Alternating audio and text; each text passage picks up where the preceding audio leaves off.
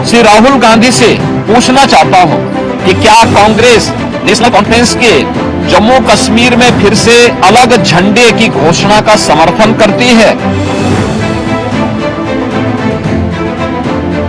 हाल ही में national conference ने अपना मैनिफेस्टो जारी किया है। इसमें अनेक ऐसे बिंदु हैं जो भारत की एकता, भारत की अखंडता और राष्ट्रीय सुरक्षा के प्रति पूरे देश को आशंकित करती है। भारत के मुकुट जम्मू कश्मीर से अनुच्छेद 370 और 35(1) का कलंक मिटाने के साथ ही भारतीय जनता पार्टी ने जम्मू कश्मीर में विधानसभा चुनाव के प्रति अपनी प्रतिबद्धता प्रकट की थी। इस गठबंधन से कांग्रेस का आरक्षण विरोधी चेहरा भी देश के सामने आया है।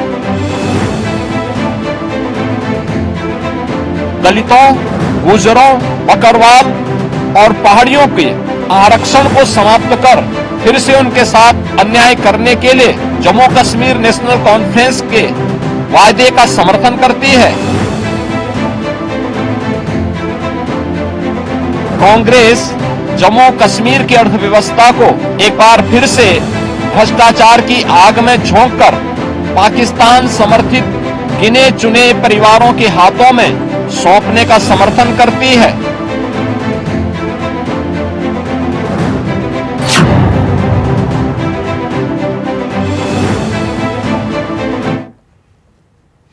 नमस्कार, इंडिया वॉइस देख रहे हैं आप और मैं हूं आपके साथ शिवम दुबे। तो बीजेपी के लिए योगी ही हैं उपयोगी। जी हां, तो हरियाणा और जम्मू कश्मीर में चुनाव का ऐलान हुआ। चुनाव का ऐलान हुआ तो जाहिर सी बात है कि चुनाव प्रचार भी होंगे, मैनिफेस्टो भी निकलेंगे। तो गृह मंत्री अमित शाह उन्होंने कांग्रेस पार्टी से 10 सवाल पूछे। 10 सवाल पूछे और इसके बाद पूरी की पूरी भारतीय जनता पार्टी की लॉबी, पूरी की पूरी भारतीय जनता पार्टी के नेता इस वक्त कांग्रेस पर पलटवार कर रहे हैं और इसमें योगी आदित्यनाथ भी उन्होंने पलटवार किया। अब सवाल यह है कि कश्मीर को छोड़ देगा तो जम्मू की बात करें। जम्मू में परिसीमन से पहले 37 सीटें थी और अब 43 हो गई और जम्मू डिवीजन में 43 में से 34 ऐसी सीटें हैं जो हिंदू बाहुल्य है या यह कहे कि हिंदू निर्णायक भूमिका में है। तो अगर जम्मू में हिंदू वोट चाहिए तो कौन चाहिए? योगी आदित्यनाथ, क्योंकि जहां हिंदू वहां योगी आदित्यनाथ। सक्सेस रेट इतना हाई है योगी आदित्यनाथ का। तो ये कितने उपयोगी है इस बात से आप समझिए, क्योंकि नेशनल कॉन्फ्रेंस, पीडीपी और कांग्रेस, इन सब ने, नेशनल कॉन्फ्रेंस ने तो बाकायदा मैनिफेस्टो में यह लिखा कि अगर सरकार आई तो फिर से धारा 370 उसको बहाल करेंगे और पाकिस्तान से व्यापार करेंगे।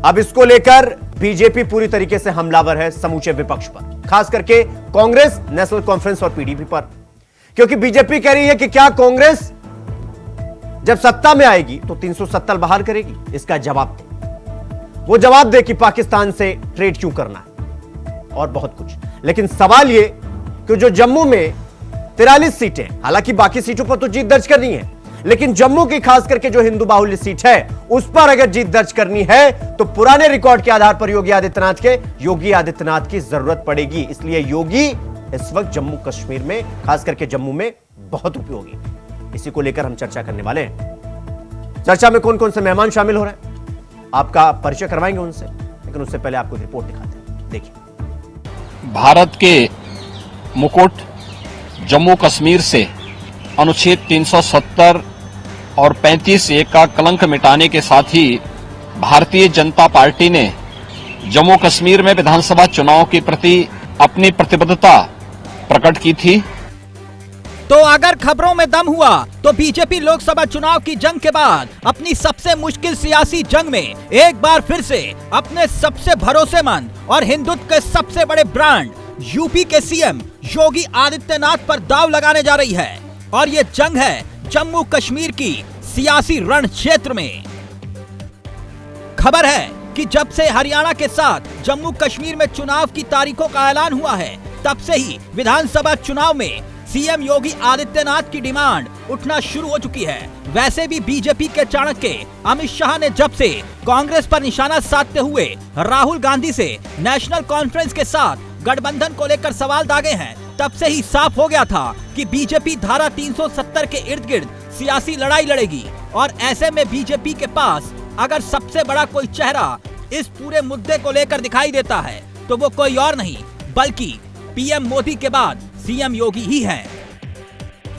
भारत के मुकुट जम्मू कश्मीर से अनुच्छेद 370 और 35(a) का कलंक मिटाने के साथ ही भारतीय जनता पार्टी ने जम्मू कश्मीर में विधानसभा चुनाव के प्रति अपनी प्रतिबद्धता प्रकट की थी। अगर बात सीएम योगी की करें तो सीएम योगी बीजेपी के लिए क्यों उपयोगी हैं? जरा आंकड़ों पर गौर फरमाइए। गुजरात में 2017 में विधानसभा के चुनाव हुए। सीएम योगी ने 35 सीटों पर रैली की और 20 पर बीजेपी ने चुनावी जीत हासिल की, यानी सीएम योगी का स्ट्राइक रेट रहा करीब 57%। त्रिपुरा में 2018 के विधानसभा चुनाव में सीएम ने 9 सीटों पर प्रचार किया, 8 पर जीत मिली, यानी स्ट्राइक रेट रहा करीब 90%। कर्नाटक में ही 2018 में विधानसभा के चुनाव हुए। सीएम योगी ने 33 रैलियां की, 17 पर जीत मिली, यानी सीएम योगी की रैलियों की बदौलत 52% सीटों पर बीजेपी को जीत हासिल हुई। मध्य प्रदेश में साल 2018 में चुनाव हुए, उस वक्त भी सीएम योगी ने 15 सीटों पर रैली की, 10 सीटों पर बीजेपी जीत गई। इस हिसाब से बीजेपी सीएम की जनसभाओं वाली करीब 67% सीटों पर जीत हासिल की। महाराष्ट्र में अब रुक करते हैं। 2019 के विधानसभा चुनाव हुए। सीएम योगी ने 12 विधानसभा सीटों पर प्रचार किया, 7 पर जीत हासिल की।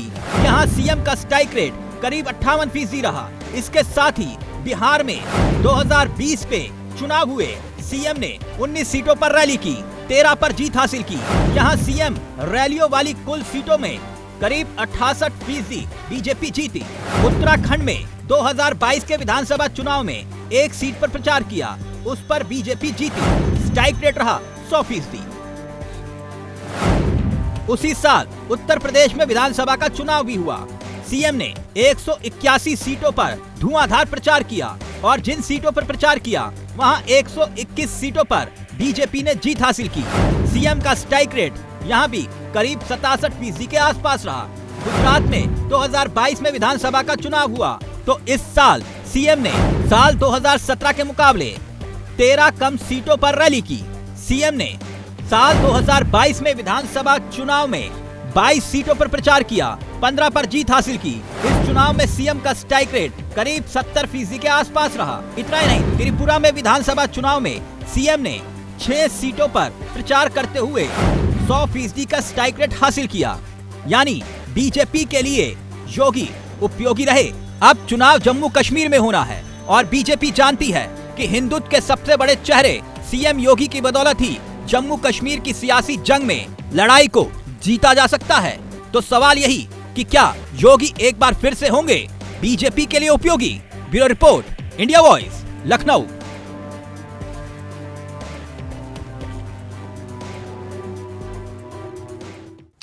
तो चर्चा की शुरुआत करेंगे। चर्चा में कौन कौन से मेहमान शामिल हो रहे हैं उनसे भी परिचय करवा देते हैं आपका। प्रदीप सिंह बैज, नेता Bharatiya Janata Party. Doctor H N Upadhyay, Congress प्रवक्ता। अशोक तिवारी, समाजवादी पार्टी के प्रवक्ता हमारे साथ जुड़ गए हैं। आप सबका बहुत बहुत स्वागत। चर्चा की शुरुआत करेंगे एच एन उपाध्याय जी आपसे। चर्चा की शुरुआत आपसे इसलिए मैंने किया, मेरा सवाल यह है कि जो अमित शाह ने सवाल पूछे, आप लोगों से 10 सवाल पूछे, उसका जवाब भारी पड़ रहा है, क्या आप देना? शिवम जी, उनका सवाल का जवाब आदरणीय राहुल गांधी जी ने बहुत पहले दिया, आगे भी देंगे। आप किस सवाल की बात करते हैं? वो कहते हैं नेशनल कॉन्फ्रेंस से हमने गठबंधन किया, गठबंधन की बात चल रही है, तो आप उनसे ये सवाल नहीं पूछेंगे कि उसी विचारधारा की पीडीपी से आपसे मिलकर 3 साल सरकार आपने चलाई, तो क्या आपने राहुल गांधी जी का ध्यान रखा? दूसरी बात, वो जो कहते हैं 370 खत्म करने की बात, आप बताइए उलूल सुलूल सवाल का जवाब कौन दे? ये जब से सत्ता में आए हैं ऐसे ही सवाल इनके और इनके नेता पूछ रहे हैं। आप बताइए 370 समाप्त करना राज्य सरकार के हाथ में है क्या? केंद्र में तो इनकी सरकार है। ये जनता नहीं सोचेगी कि ये राहुल जी को कहीं 10 साल से इनको पप्पू घोषित करना चाहते थे और राहुल जी इस समय देश में सबसे लोकप्रिय नेता बनते जा रहे हैं। मोदी जी को नहीं तो फिर उपाध्याय जी एक सेकंड उपाध्याय जी, फिर आपको ये पीडीपी और ये नेशनल कॉन्फ्रेंस को बोलना चाहिए कि आप अपने मैनिफेस्टो से निकाल दो, क्योंकि स्टेट गवर्नमेंट के पास तो पावर ही नहीं है। तो फिर आपने ये क्यों कहा कि सत्ता में आएंगे तो 370 को बहाल कर देंगे? तो सवाल तो उठेंगे ना आपके ऊपर। शिवम जी आप ही जवाब दे दिए, चंद्रबाबू नायडू जी ने क्या कहा, मुसलमानों को हम आरक्षण देंगे, तो क्या ये बीजेपी उसको एक सेकेंड मुसलमानों को आरक्षण और 370 में जमीन आसमान का अंतर है उपाध्याय जी। अरे क्या अंतर है भैया, आप बताइए। एक सेकंड उपाध्याय जी, 370 धारा 370 को क्या समझते हैं आप? आपको क्या लगता है ये कोई छोटी मोटी धारा है क्या? 370 को क्या ये हटाने के बाद इन्होंने जो जो कहा वहां पर हुआ ना, आतंकवाद समाप्त हुआ, न वहां के लोग खुश हैं, वहां के हिंदू आबादी भी हटने के बाद खुश है। रह गई 370 ले आने की बात, ये हमारे हाथ में है नहीं भैया, ये तो राज्य सरकार के हाथ में है, ये तो केंद्र सरकार ने समाप्त की है, केंद्र में आपकी सरकार है, बीजेपी की सरकार है। ऐसा प्रश्न पूछिए जिसका उत्तर स्वाभाविक हो। हाँ। आप बताइए चंद्रबाबू नायडू जी पर ठीक है उपाध्याय जी, इनके प्रवक्ता उपाध्याय जी, चंद्रबाबू नायडू जी ने जो कहा है, एक सेकंड उपाध्याय जी बात सुनिए, देखिए तो अब वन में जाएंगे उपाध्याय जी, वन में जाएंगे ना तो आप ही बोल लीजिए फिर। अरे सवाल तो ले लीजिए फिर जवाब दीजिएगा। सवाल ये कि जम्मू में इस वक्त योगी का बुलावा आया है जम्मू से, बाकी आप समझ ही रहे होंगे जम्मू में 43 सीटें परिसीमन के बाद हुई और हिंदू बाहुल्य क्षेत्र है, जाहिर सी बात है योगी आदित्यनाथ का बुलावा आएगा। स्ट्राइक रेट अगर देखा जाए योगी आदित्यनाथ का, तो आप सबको पता है स्ट्राइक रेट क्या है योगी आदित्यनाथ का। ऐसा है शिवम जी, स्ट्राइक रेट की बात छोड़िए, उस समय जनता बहक गई थी, अब स्ट्राइक रेट 2024 तो चुनाव का भी तो बताइए, जो खुद अपने राज्य में चुनाव हार गए। समाजवादी पार्टी सबसे बड़ी पार्टी रही, हमारा गठबंधन 43 सीट जीती, इंडिया गठबंधन। बताइए इनका अपने राज्य में स्ट्राइक रेट नहीं रहा। अब वो मुझे में कारतूस है योगी की, इन लोगों का सब झूठा नाटक सब जान गई जनता, अब स्ट्राइक रेट नहीं चलेगी। उपाध्याय जी आपके पार्टी के एक आपके सहयोगी दल के पार्टी के एक नेता हैं, उन्होंने योगी आदित्यनाथ के बारे में क्या कुछ कहा था, एक बार मुझे लगता है कि आपको वो सुनना चाहिए। तो मैं चाहूंगा कि वो गाजीपुर वाले सांसद जी का एक बार बाइट चला दिया जाए, सुनिएगा उपाध्याय जी।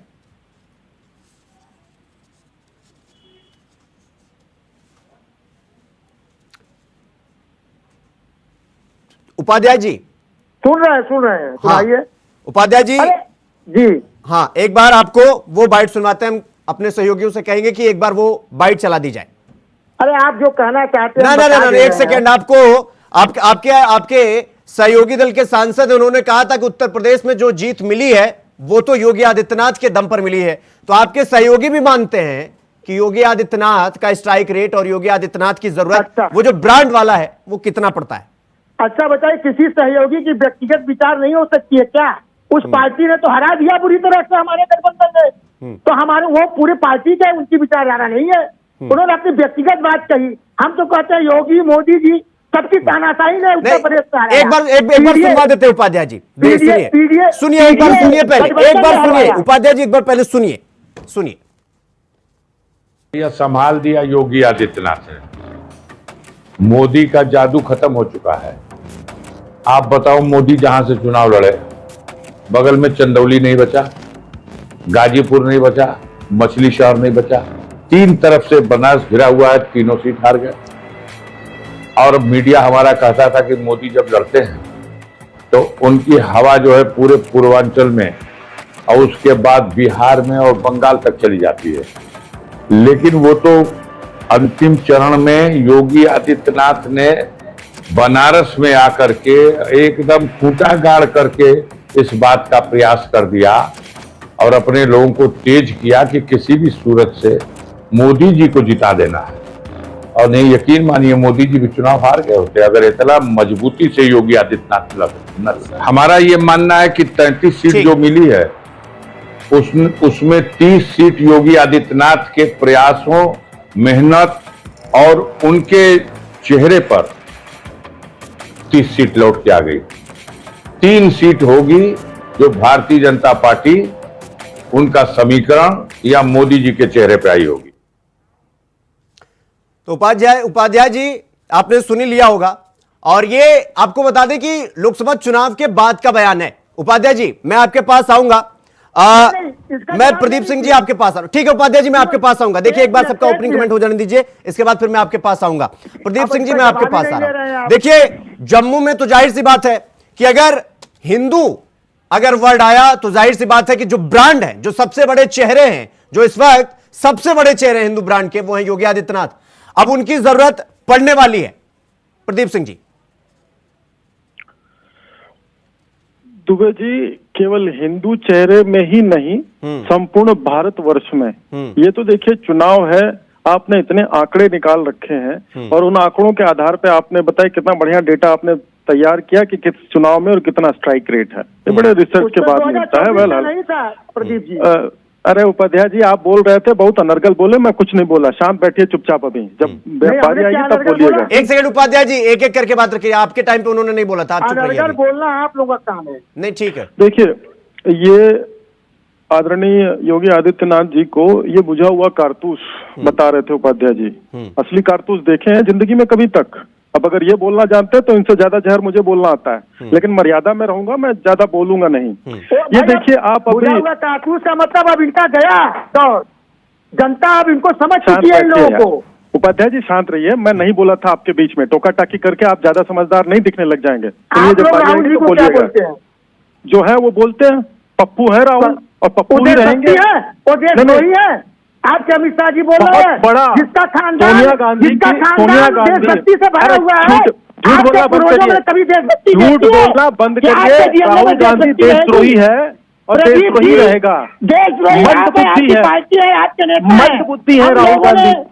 प्रदीप जी आपके पूर्वज भी देशद्रोही थे, आपके जीवन में देशभक्ति आ ही नहीं सकती है। मंदबुद्धि है। अरे ठीक है, एक सेकंड उपाध्याय जी। देखिए ऐसे पूरी डिबेट डिरेल हो जाएगी सर। क्या है ऐसे अगर आपस में लड़ते रहिएगा ना, पूरी डिबेट डिरेल हो जाएगी सर। मैं बता रहा हूँ, एक एक करके अपनी बात रखते हैं। प्रदीप सिंह जी अपनी आप बात रखिए, अशोक तिवारी जी के पास भी जाना, समय कम होता है सर। शिवम जी अब देखिए कैसी बात कर रहे हैं। मैं बीच में नहीं बोला, ये बहुत अनर्गल बोले, समझाना चाहिए ना। मैं बता देता हूँ। देखिए आम चुनाव अभी जो बीते हैं, आम चुनाव 2024 के जो आम चुनाव है, उस चुनाव के पहले और चुनाव के बाद की स्थितियां, आप मीडिया के विद्यार्थी हैं, हम लोग राजनीति शास्त्र के विद्यार्थी हैं। मीडिया में देखते समझते, दोनों एक दूसरे के साथ चलते हैं। आप बताइए जिस भ्रम को इन्होंने फैलाया और फैला करके आए, उसके बाद की जनता की प्रतिक्रिया क्या ये नहीं देखी जाती? जनता तो प्रतिक्रिया 5 वर्ष में दे ही देती है। उसके बाद क्या होता है? जनता की प्रतिक्रिया किसी न किसी मीडिया के माध्यम से आती रहती है। अगर उसका सूक्ष्मता से अध्ययन करेंगे, मैं बहुत गंभीरता से बात कर रहा हूं, मैं उस लेवल के एक लेवल के नीचे नहीं जाना चाहता मैं, लेकिन क्या स्थिति है और किन घटनाओं पे इंडी गठबंधन के लोगों की क्या प्रतिक्रिया है, हम चाहे इसको एक बार के लिए अवॉइड कर सकते हैं, लेकिन देश की जनता सब देखती है और अपने कैटलॉग में नोट कर लेती है। परिणाम सामने होंगे।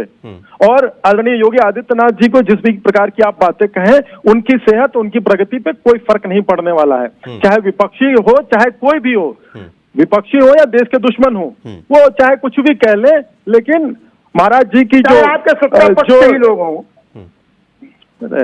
शिवम जी थोड़ा समझाया करिए प्लीज। तो देखिए आपने जो आकलन दिए, स्वतः अपने आप में वो बोलते हैं विपक्षी हैं। ठीक है प्रदीप जी मैं आपके पास आऊंगा। अशोक जी मैं आपके पास आ रहा हूं। देखिए उत्तर प्रदेश में योगी आदित्यनाथ इस वक्त कितनी कड़ी टक्कर में, अशोक जी से बेहतर कोई नहीं समझ सकता। जितनी सबसे ज्यादा मुसीबत तो वही खड़ी कर रहे हैं उत्तर प्रदेश में। अब उत्तर प्रदेश एक बार छोड़ दें तो मध्य प्रदेश हो जाए, महाराष्ट्र हो जाए, त्रिपुरा हो जाए, असम हो जाए, हरियाणा हो जाए, राजस्थान हो जाए, जहां बात अटकी वहां योगी आदित्यनाथ को बुला लिया जाता है कि भैया अब तो बेड़ा पार आप ही लगा सकते हैं। तो अशोक जी जम्मू कश्मीर में, खास करके जम्मू के इलाके में जहां हिंदू बाहुल्य है, जहां पर हिंदू वोटर है, वहां पर आपके सहयोगी दलों को नाको चना जो है वो चबाना पड़ सकता है, क्योंकि अब योगी आदित्यनाथ का बुलावा आ चुका है गृह मंत्री की तरफ से। जी क्यों भैया, अब प्रस्तुतिकरण का तरीका होता है अपना अपना। अब चैनलों पर प्रस्तुतिकरण किया जा रहा है, किया जाएगा, इसमें कोई दिक्कत नहीं। वास्तव में योगी आदित्यनाथ जी का कोई जादू इस देश में नहीं है, न उत्तर प्रदेश में। उनकी स्थिति 24 के चुनाव के बाद से बिल्कुल सामने आ गई है कि वो संभाल नहीं पाए, उत्तर प्रदेश को वो संभाल ही नहीं पाए, यहाँ की व्यवस्था संभाल नहीं पाए, यहाँ की कानून व्यवस्था संभाल नहीं पाए, यहाँ का जो है महंगाई नहीं रोक पाए, बेरोजगारी दूर नहीं कर पाए, उद्योग धंधे नहीं लगा पाए, अपने ही प्रदेश में चौपट हो गए। अब रही जम्मू की बात, आप जो कहते हैं भाजपा के पास कोई बचा ही नहीं है, भाजपा को हिंदू मुस्लिम के अलावा और कुछ समझ में ही नहीं आता है। जम्मू कश्मीर में जो चुनाव होने जा रहा है वो जम्मू कश्मीर की परिस्थितियों के अनुरूप होगा। जाहिर है हिंदू भी रहेगा, लेकिन जम्मू में हिंदू ज्यादा है, लेकिन जहां जहां बेमनस है वहां ये भी रहेगा, लेकिन योगी आदित्यनाथ के कारण नहीं रहेगा। योगी आदित्यनाथ कोई चेहरा नहीं है वहां के लिए, वहां की परिस्थितियां चेहरा है। जैसी परिस्थितियां होगी उसके अनुकूल वहां पर लोग मतदान करेंगे, कोई भाजपा को करेगा, कोई कांग्रेस को करेगा, कोई किसी और को करेगा। इसी तरह से चुनाव होने वाला है। चुनाव जम्मू कश्मीर के स्थानीय मुद्दों पर होगा, स्थानीय मुद्दों पर ही होना है। और रही धारा 370 की बात, धारा 370 कोई भी केंद्र सरकार के अलावा और कोई हटा नहीं सकता है, कोई ला नहीं सकता है, सवाल ही नहीं है। अशोक जी, कोई मतलब ही नहीं है। अशोक जी, अगर आपके सामने टीवी रखा हो या आप देख रहे होंगे, तो जाहिर सी बात है कि ये जो आंकड़े हम आपको दिखा रहे हैं अलग अलग राज्यों के, और 2018-17 से हम दिखा रहे हैं, ऐसा नहीं है कि पिछले 1-2 साल का आंकड़ा दिखा रहे हैं। ये आंकड़े देखकर, क्योंकि एक नेता के शब्द नहीं, उसके आंकड़े बोलते हैं कि कितनी सीट पर नेता ने भाषण दिया और कितनी सीट पर जीत मिली, उसी हिसाब से नेता का आकलन होता है। अब ये पुराने रिकॉर्ड देखने के बाद तो लगता तो यही है कि भाई योगी आदित्यनाथ की जरूरत पड़ेगी जम्मू में, और जम्मू में आएंगे तो समूचे विपक्ष का सफाया होता हुआ दिखाई देगा, क्योंकि योगी आदित्यनाथ जो कि एक हिंदुत्व के ब्रांड है सर इस वक्त। जी विष्णु, योगी आदित्यनाथ कोई किसी हिंदुत्व के ब्रांड नहीं है, हिंदुत्व के ब्रांड हो ही नहीं सकते हैं। खाली कपड़े पहन लेने से कोई हिंदुत्व का ब्रांड नहीं होगा। और जहां तक आप आंकड़ों की बात कर रहे हैं और ये बात कर रहे हैं कि जहां उन्होंने चुनाव रैलियां की वहां कितने जीते लोग, वो उनके जाने से ही जीते हारे हैं, वो भी वहां की परिस्थितियों से जीते हारे हैं। वहां के जो मुद्दे स्थानीय रहे हैं। अशोक जी, अभी आप के नेता का एक बयान सुनवाया मैंने आपको, ये मेरे शब्द नहीं थे सर। जी, उस पर मैं कहना चाहूंगा, उन्होंने जो कहा, पहली बात उन्होंने अपने विचार रखे, उन्होंने पार्टी का विचार नहीं रखा, उन्होंने अपने स्वयं के विचार रखे। दूसरी बात, उन्होंने जो कहा कमोवेश, उन्होंने कहा खूंटा गाड़ के बैठ गए, मतलब एक ही क्षेत्र में बहुत मेहनत किया उन्होंने, बहुत ही। तो उसके लिए उन्होंने कहा कि भाई योगी आदित्यनाथ जी इतना मेहनत करते हैं, अगर तो चाहे जो कुछ वोट आ गए वो भी ना आ पाते। क्या गलत कहा उन्होंने? मोदी जी को लोगों ने नकार दिया है, इस देश ने नकार दिया है, इस उत्तर प्रदेश ने नकार दिया है। मैं आपके पास आऊंगा, उपाध्याय जी मैं आपके पास आ रहा हूं। देखिए, ये जो 370 वाला सवाल अमित शाह के द्वारा खड़ा किया गया, क्या ये आपको बैकफायर कर गया? क्योंकि ये 370 वाला मामला योगी आदित्यनाथ भी हाथों हाथ उठा लिया उन्होंने। अब जाहिर सी बात है कि ये लड़ाई किधर जा रही है उपाध्याय जी इस 370 वाले स्टेटमेंट के बाद? तो अब आप लोगों के भी गले की हड्डी बन गया है, ना उगलते बन रहा है ना निगलते, और ऊपर से इस पूरे मामले की जो पकड़ मजबूत बना ली है वो योगी आदित्यनाथ, तो डर तो बन गया उपाध्याय जी आप लोगों के। शिवम जी, हमारे नेता आदरणीय राहुल गांधी जी हैं, उनके सिपाही हम लोग हैं, हम लोग डरने वाले नहीं हैं, न हार मानने वाले हैं। देखिए, पिछले 10 साल में मोदी मीडिया को बिकते हुए देखा हमने, उसमें आप नहीं है, और ईडी सीबीआई आदि को सत्ता के सामने झुकते हुए देखा। एक व्यक्ति निडरता से जनता की समस्याओं को सरकार से संघर्ष करता रहा, वो व्यक्ति तो राहुल गांधी जी। नहीं, एक सेकंड उपाध्याय जी, एक सेकंड, नहीं अब आप कहीं और जा रहे हैं। मैं ये कह रहा हूं कि ईडी और सीबीआई हाथ पकड़ के वोट डलवाने जाती है। सुनिए, आपने कहा कि डर गए, ना अब आप भाग रहे नहीं उपाध्याय जी, सवाल का जवाब दीजिए, भागिए मत, ये डर पे मत जाइए। चुनाव पे आइए। दूसरी बात- चुनाव दूसरी बात- 370 वाला जो आपने बयान दिया कि सरकार आई तो ये जो जम्मू कश्मीर का तिरंगा है या जम्मू कश्मीर का जो अपना एक अलग झंडा था फिर से उसको लागू करेंगे, 370 लागू करेंगे, तो ये फंस गया क्या, बैकफायर कर गया पूरी तरीके से? बैकफायर हमको नहीं किया है। पिछले चुनाव में इनको बैकफायर कर दिया। 370 मुस्लिम विरोध की राजनीति इनको बैकफायर किया है, हमको नहीं। हम तो भैया गरीबों, किसानों, युवाओं, स्थानीय समस्याओं के आधार पर चुनाव लड़ते हैं। हमारे राहुल गांधी जी ब्रांड बन चुके हैं अब देश में। और आप देखिए अभी विश्लेषण आया, लगातार कांग्रेस का ग्राफ बढ़ रहा है और राहुल गांधी जी की लोकप्रियता बढ़ रही है और मोदी जी की लोकप्रियता घट रही है। कल ही एक विश्लेषण हम कहीं देख रहे थे, मुख्यमंत्रियों के जो है रेटिंग में आदरणीय योगी आदित्यनाथ जी की रेटिंग बहुत नीचे आ रही है। इनकी अरे पार्टी कौन के ही सी मुख्यमंत्री जो है उनकी रेटिंग ऊपर गई है या ऊपर पहुंचा दिया गया हो, या योगी आदित्यनाथ हमारे जो मुख्यमंत्री है उनसे साजिश चल रही हो, तो उनको जानबूझ को नीचे दिखाया जा रहा है। इनके जो सत्ता के एक संघर्ष चल रहा है इनके और योगी जी में। ठीक है, उनमें- उपाध्याय जी प्रदीप जी कुछ जवाब देना चाहते हैं। प्रदीप शिवम जी जी, शिवम जी, अभी देखिए ये थोड़ा सा अतिशयोक्ति होगी लेकिन समझने की बात है और प्रतिक्रियाओं को आप देखिएगा। समाजवादी पार्टी के अशोक तिवारी जी बैठे हैं और कांग्रेस के उपाध्याय जी बैठे हैं। आप पूछिए, कार्यकर्ता है, हर कार्यकर्ता का अपनी पार्टी पे जितना अधिकार होता है उतना ही उसके नेता पे भी अधिकार होता है। क्या इन्हें साहस है राहुल जी और अखिलेश जी जो है योगी जी के सामने एक बार चुनाव लड़ सकें?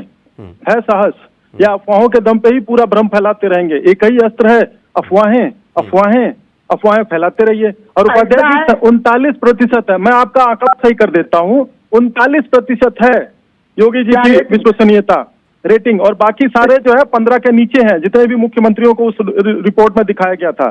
तो भ्रम उतना ही फैलाया जाता है। कल वाले कल की ही बता रहा हूँ पंडित जी, अरे पंडित जी कल की ही बता रहा हूँ मैं, पंडित जी कल की ही बता रहा हूँ मैं, आप समझिए इसको। देखिए क्या होता है, प्रवक्ता का कार्य होता है अपनी पार्टी को सही से कम हुई है, बहुत कम हुई है। अच्छे शब्दों का प्रयोग करिए अपने नेता के लिए, बात समझ में आती है। आप बढ़ा चढ़ा के कहिए, ये भी बात समझ में आती है। लेकिन पब्लिक डोमेन में जो डेटा पड़ा हुआ है, जिसपे किसी की मोनोपोली नहीं है, कोई भी चेक कर ले, उसमें अगर भ्रम फैलाने के प्रयास करेंगे, उसमें अगर भ्रम फैलाने का प्रयास करेंगे तो जनता स्वीकार नहीं करेगी। अरे राहुल जी आपके नेता हैं, आप उनका सम्मान करें, बहुत अच्छी बात। प्रदीप सिंह जी एक सेकंड। उपाध्याय जी, ये जो जम्मू में ये जो 43 सीटें हैं, इस पर जब चुनाव होगा तो जाहिर सी बात है कि अब जब आप 370 पूरा बहाल करने की बात करेंगे, आप पाकिस्तान से ट्रेड करने की बात करेंगे, तो जाहिर सी बात है कि ऐसे मामलों पर योगी आदित्यनाथ तो हाथों हाथ पकड़ लेते हैं। इवन जहां वो खड़े रहते हैं ऐसे बयान देने से आमतौर पर नेता कतराते हैं। अब ये बयान जब आपको बैकफायर कर गया है, योगी आदित्यनाथ मैदान में उतरेंगे तो आपके पास काट क्या है सर? आप कह रहे हो कि ऐसा होएगा ही नहीं, अगर हुआ और योगी आदित्यनाथ मैदान में आए तो काट क्या है आपके पास? अरे इसके लोकसभा चुनाव में बहुत काट किया ना, मुजरा, मटन और चैन और है सब तो आया। अरे मूल जवाब दीजिए ना कि वो जो 370 आप वापसी की बात कर रहे थे उसके सपोर्ट में अब क्या कर रहे हैं? जनता तभी तो समझेगी ना। कर रहे हैं प्रदीप जी, हमारे किस नेता ने कहा वापसी की बात? अरे ही नहीं है। उपाध्याय जी वही तो मैं भी कह रहा हूं कि फिर वो अमित शाह जी ने जो 10 सवाल पूछे उसके जवाब दिलवा दीजिए अगर कोई दिक्कत नहीं हो तो। हम तो जवाब दे रहे हैं, तो राज्य सरकार के हाथ में है ही नहीं है। तो मतलब आप 370 बहाली के पक्ष में है उपाध्याय जी? नहीं, नहीं, अगर आप बहाली के पक्ष में नहीं है तो आप उनके साथ क्यों खड़े हैं? हट जाइए छोड़ के। या पीडीपी के साथ क्यों खड़े? अगर नेशनल कांग्रेस बीजेपी का भी गठबंधन करते हैं। उपाध्याय जी आप अपनी बात में फंस जाते हैं। अशोक तिवारी जी कुछ कहना चाह रहे हैं। अशोक तिवारी जी जल्दी से कहिए, थोड़ा समय का अभाव है। ये गठबंधन अगर नेशनल कांग्रेस, ठीक है, एक सेकंड उपाध्याय जी, अशोक जी ठीक है, ठीक है, आपके सहयोगी हैं, बोलने दीजिए। चिंता है जैसे लोकसभा चुनाव में शिवम